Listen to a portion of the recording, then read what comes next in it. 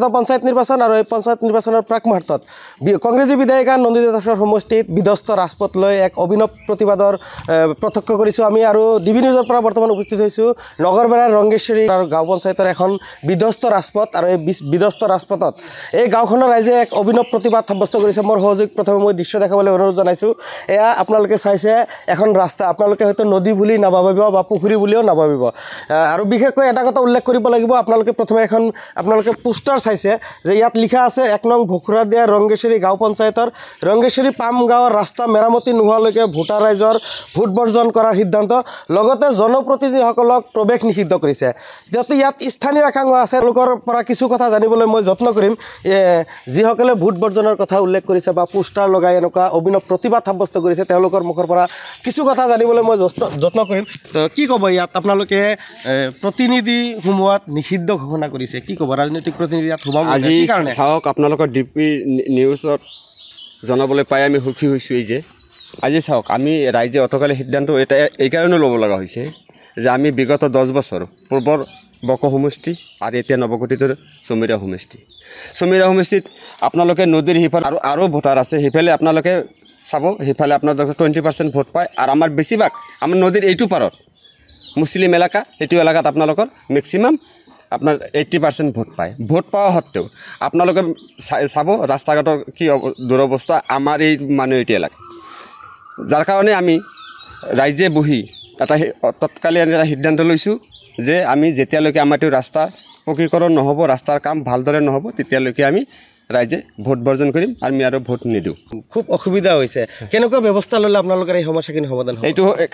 খালি মাটি পেলালে নহ'ব মাটি পেলাৰ লগতে আপোনাৰ এইটো পকীকৰণ যেতিয়ালৈকে নহ'ব তেতিয়ালৈকে আমি ৰাইজে ভোট বৰ্জন কৰিছোঁ আৰু কৰি অনাগত দিনতো কৰিম হয় ক'বই লাগিব ইহঁতে বহুত খুব উজাৰিছে আৰু এনেকুৱা খুব কোনে উজাৰিব পাৰে কিমান বেদনা থাকিলে এনেকুৱা অভিনৱ প্ৰতিবাদ কৰিব পাৰে নিজৰ যি ভোটাধিকাৰ সেই ভোটাধিকাৰৰ পৰা তেওঁলোকে বিৰত থাকিব বুলি বেনাৰ আৰি প্ৰতিবাদ কৰিছে গতিকে তেওঁলোকৰ বিধায়িকা যিজন বিধায়িকা আছে তেওঁলোকে ইলেকশ্যনৰ আগত বা নিৰ্বাচনৰ পূৰ্বে তেওঁলোকক কথা দিছিল ৰাস্তাৰ কাম কৰি দিম বুলি কিন্তু তেওঁলোকৰ এই প্ৰতিশ্ৰুতি এতিয়া প্ৰতিশ্ৰুতি হৈ আছে 9 বছৰ প্ৰায় কাৰ্যকাল পাৰ হৈ যোৱাৰ পিছতে তেওঁলোকৰ এই প্ৰতিশ্ৰুতি যেন তেওঁ সমাধান কৰিব পৰা নাই বা ৰাস্তা ঘাটৰ উন্নয়ন কৰিব পৰা নাই আৰু বিধায়কৰ এই 9 বছৰ কাৰ্যকাল পাৰ হৈ যোৱাৰ পিছত কিমান উন্নয়ন কৰিছে হয়তো আপোনালোকে এই দৃশ্য চালে আপোনালোকে ক'ব পাৰিব মই ডিবি নিউজৰ দৰ্শকসকলক আগৰ এবাৰ দৃশ্য দেখাবলৈ মোৰ সহযোগ অনুৰোধ জনাইছোঁ আপোনালোকে দৃশ্য চাইছে হয়তো আপোনালোকে ভাবিব এইটো অসমমূলকৰ কোনো বাহিৰৰ ছবি হ'ব পাৰে কিন্তু নহয় এইটো অসমমূলকৰে এখন গাঁৱৰ ছবি এয়া হৈছে নগৰবেৰাৰ ভোখৰাদিয়া যি ৰংগেশ্বৰী গাঁও পঞ্চায়ত সেই গাঁও পঞ্চায়তৰ 9 নম্বৰ ৱাৰ্ডৰ ৰাস্তা আপোনালোকে দৃশ্য উপভোগ কৰিলে হয়তো কিমান উন্নয়ন হৈছে এই কথা এই ছবি চাই আপোনালোকে অনুমান কৰিব পাৰিব আৰু একাংশ আছে তেওঁলোকৰ পৰা কিছু কথা জানিবলৈ মই যত্ন কৰিম কি ক'ব আপোনালোকে এনেকুৱা প্ৰতিবাদ সাব্যস্ত কৰিছে এনেকুৱাকৈ কি ক'ম আমি যিটো ৰাস্তা আমাৰ হৈছে আমাৰ MLA বাইদেউ আছে বহুত মানুহ আছে আমাৰ এইবিলাক MLA থকাতকৈ নথকাটোই ভাল কিয়নো আমাৰ যদি ঘৰত কোনোবাই বেমাৰ হয় আমি মেডিকেলত লৈ যাব নোৱাৰোঁ কোনো ধৰণৰ এম্বুলেন্সৰ ব্যৱস্থাটো নাই আমি পিলপিলিও লৈ যাব নোৱাৰি তেনেকুৱা বিধায়ক আমাৰ নালাগে তেনেকুৱা MLA আমাৰ নালাগে যেতিয়ালৈকে আমাৰ এই ৰাস্তাখন পকীকৰণ নহ'ব যেতিয়ালৈকে ৰাস্তাখন ঠিক নহ'ব সেইকাৰণে তেতিয়ালৈকে আমি ৰাইজে এটা সিদ্ধান্ত লৈছোঁ যে তেতিয়ালৈকে আমি কাকো ছাপোৰ্ট নকৰোঁ কাকো ভোট নিদিওঁ কিয়নো আমাৰ ৰাস্তা ঠিক হ'ব লাগিব ঠিক নোহোৱালৈকে এইটোৱে আমাৰ চূড়ান্ত সিদ্ধান্ত আৰু ইয়াতকৈ যদি আমাৰ ৰাস্তাখন যদি ঠিক নহয় তেনেহ'লে আমি ইয়াতকৈ আৰু ভয়ংকৰ প্ৰতিবাদ সাব্যস্ত কৰিম এইটোৱে আমাৰ সিদ্ধান্ত যেহেতু পঞ্চায়ত নিৰ্বাচন আহিছে বিগত দিনবিলাকত প্ৰতিনিধিসকলে কেনেদৰে কাম কৰিছিল একো কৰা নাই ক'বলৈ গ'লে জিৰ' এক কথাই ক'বলৈ গ'লে সেইটো জিৰ'